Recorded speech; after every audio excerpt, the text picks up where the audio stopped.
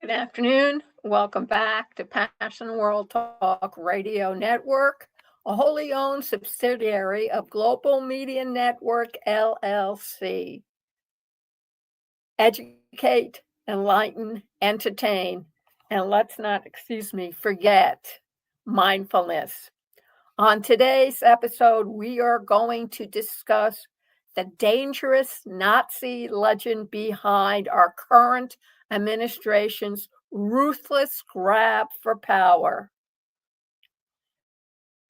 It has been said in forward.com by Terence Petty that the current administration has created an Americanized version of Adolf Hitler's stab in the back lie. I cannot pronounce the German and I won't even try. When Adolf Hitler failed in the 1930s, 1920s actually, 1923, the Bear Hall pushed in Munich. Hitler was nasty against what he called the November criminals, Marxists and Jews, who he claimed were responsible for Imperial Germany's defeat in November of 1918, which of course would have been World War I. Research was based on a conspiracy theory concocted by Germany's losing generals and conservative politicians, and he ultimately embraced by much of the German population who couldn't face the truth about themselves and their. In Germany, the myth was perpetuated, and the English translation is stab in the back legend. Fast forward to 2025, and our current administration has created an Americanized version of stabbed in the back legend.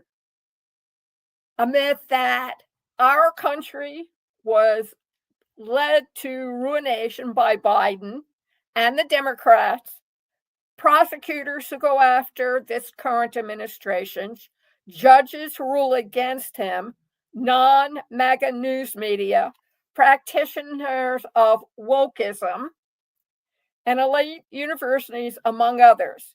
He sometimes lumps them all together to those who oppose them as communists. Red baiting was good enough for McCarthy, so why not for this president? All of this is utter nonsense, but the American stab in the back lies at the core of this administration's assaults on our democracy. To understand how Hitler's legend can help lead a nation to catastrophe, let's examine Hitler's deploying the stab in the back legend to get Germans to buy into his contention that only he could overcome the economic, political, and social instability that rocked the final years of Germany's first democracy, the Weimar Republic. Outside of Hitler hating the Jews, there seems to have been little else that got him more worked up on Germany's defeat in World War I. In fact, Hitler saw the connection. After Germany signed the armistice on November 11th, 1918, his country was besieged by runaway inflation. Fact check. Biden left us with a great economy. The only inflation we're getting is from the ones that we're getting from the current administration and its tariffs, quote unquote, by the host. Also, economic conditions began to improve around 1926, but the worldwide Great Depression brought a return of suffering. Daily political violence added to the turmoil. Well, deporting people who are not immigrants, who are not gang related, who U.S. born citizen and being deported to El Salvador, that may stir up. And he's just hoping and hoping and hoping that all these demonstrations that are going on against him, in fact, he's encouraging them now, he's all in favor of them, is because if they turn violent, he can sic the U.S. military on them. An act of martial law, which he's trying to implement down on the southern border. Something for you to think about. Due to the political collapse of the government by Hitler, they exploited the situation, he and his brown shirts, by claiming that Germany's World War I loss was caused by leftist politicians and Jews who sold out the country. Kind of reminds you of what the current administration is doing with the judges who are getting in his way. The Supreme Court, who refuses to acknowledge, has a higher authority than he does. In Hitler's first speech as chancellor on February 10th, 1933, he said, quote, "Just as this Nazi movement today has been given the responsibility of the leadership of the German Reich, so shall we one day lead this German Reich back to life and to greatness." I believe it was 1,000 years, folks. Didn't last 1,000 years, now did it. Devastating conditions have descended upon our Volk, he continued. For 14 years, the parties of disintegration have seduced and abused the German Volk. No, we had a good economy until you came into power, actually. Infiltration and dissolution. None of that happened.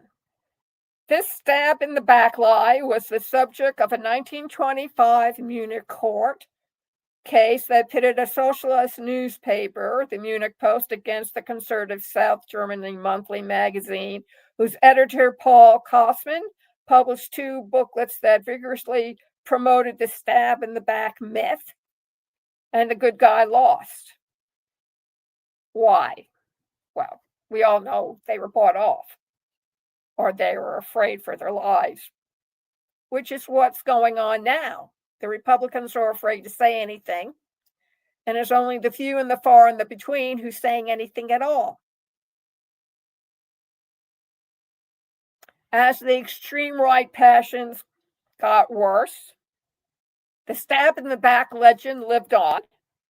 Hitler repeatedly used it during his rallies, and once he was in power, he used it as a rhetorical weapon, and he literally tried to erase evidence of Germany's World War I humiliation.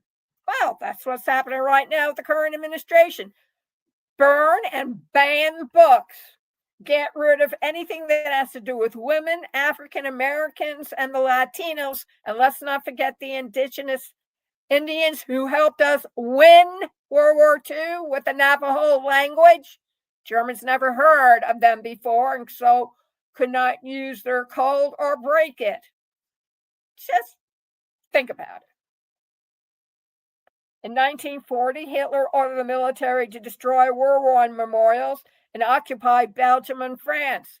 Is that like the current administration going after the memorials to women, African Americans, reestablishing Confederate generals who fought to keep slavery? Well, I got to tell you, he wants to enslave children all over again, to take the work of the migrant lay people who they've conveniently gotten rid of. The transcript of our administration's second inaugural address on January 20th reads like a stab in the back manifesto. For many years, a radical and corrupt establishment has extracted power and wealth from our citizens. He should talk. He and all his billionaire friends have their money in offshore accounts. are over in Europe. They won't keep their money in the United States because they can't make money on money. So he's a hypocrite. Has extracted power and wealth from our citizens while the pillars of our society lay broken and seemingly in complete disrepair. Not until he showed up and swore into office. This is the gentleman who wants to make America religious again, but he won't put his hand on the Bible when he was sworn into office. What's wrong with that picture, huh? In an executive order issued on March 27th and bearing the title Restoring Truth and Sanity to American History, the current administration made it clear that he sees himself as the ultimate judge of how America's story can be told. He set his crosshairs on one of the country's most cherished repositories of history, the Smithsonian Institute. He fumed, has promoted narratives that portray American and Western values as inherently harmful and oppressive. Guess what? They are. Face the music. Buck up, Buttercup. You're trying to make this country into an all-white, blue-eyed, blonde-haired country. It doesn't work that way. The Latinos and the African Americans have put the minority folks, those are the white people, on the bottom rung, and you can't stand it because these people are just as smart, if not smarter, than we are. Shame on you. Then the current administration put his lesser equal in charge of seeking to remove improper ideology from the Smithsonian and its affiliated facilities, working with Congress to block funding for programs that degrade shared Americans' values. Whose American values? White, blue-eyed blondes? Excuse me, I'm getting passionate again. I'll have to calm down. Take a deep breath. Okay, better. Sorry about that. I get carried away when I see injustice done and then perverted. And taking other steps to bring the museum into line with his current administration ideology. Monuments, statues, and memorials under the Interior Department's jurisdiction, this current administration decree shall not disparage Americans past or living, including persons living in colonial times, and instead focus on the greatness of the achievements and progress of the American people. Maybe you want to give back the Statue of Liberty while you're at it. Compare these words with those of Hitler in his first speech as Chancellor. Quote, "We desire to bestow once more upon the Volk a genuinely German culture with German art, German architecture, and German music, and to evoke deep reverence for the accomplishments of the past, a humble admiration for the great men of German history." Well, since the United States of America is a mixed culture, there is not one word in our language that's truly American. Not one word. Nearly 400 books on the Holocaust, civil rights, racism, and feminism were removed from the U.S. Navy. I know why. The Caged Bird Sings, Maya Angelou's bestseller memoir, is out. Mein Kampf by Adolf Hitler stays. Book purchases are also in the works at the U.S. Air Force Academy and at West Point. Shame on you. You must be a very small man. That's probably why I never see you.